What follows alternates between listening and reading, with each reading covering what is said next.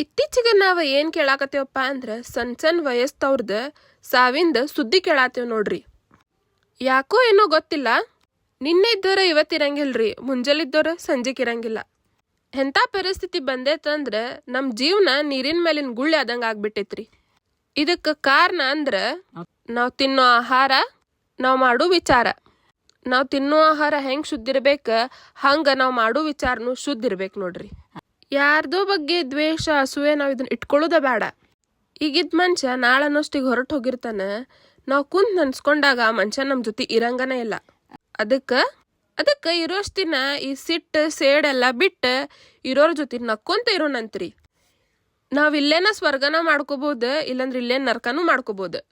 ಕಾಯಿಪಲ್ಯ ಮುಗಿಸ್ಕೊಂಡು ಬರೋ ಮುಂದೆ ಅಲ್ಲೇ ಬಿಸಿ ಬಿಸಿ ಮಿರ್ಚಿ ಮತ್ತು ಬಜ್ಜಿ ಮಾಡಾಕತ್ತಿದ್ರು ನೋಡ್ರಿ. ನನ್ನ ಕಣ್ಣು ಅಲ್ಲಿತ್ರಿ, ಆದ್ರೆ ನಮ್ಮ ಅವ್ವನ ಕಣ್ಣು ನನ್ನ ಮೇಲೆ ಇತ್ರಿ. ನಡಿ ಮನೆಗೆ ಹೋಗುನ, ಮನ್ಯಾಗ ಮಾಡ್ಕೊಡ್ತೇನೆ ಅಂತ ಹೇಳಿ ಕರ್ಕೊಂಬಂದ್ರಿ. ನಮ್ಮವ್ವ ಬದ್ನಿಕಾಯಿ ಬಜ್ಜಿ ಮತ್ತು ಉಳ್ಳಾಗಡ್ಡಿ ಬಜ್ಜಿ ಮಾಡಿದ್ರು ನೋಡ್ರಿ. ಟೇಸ್ಟ್ ಕರೆಗೂ ಮಸ್ತ್ ಇತ್ತು.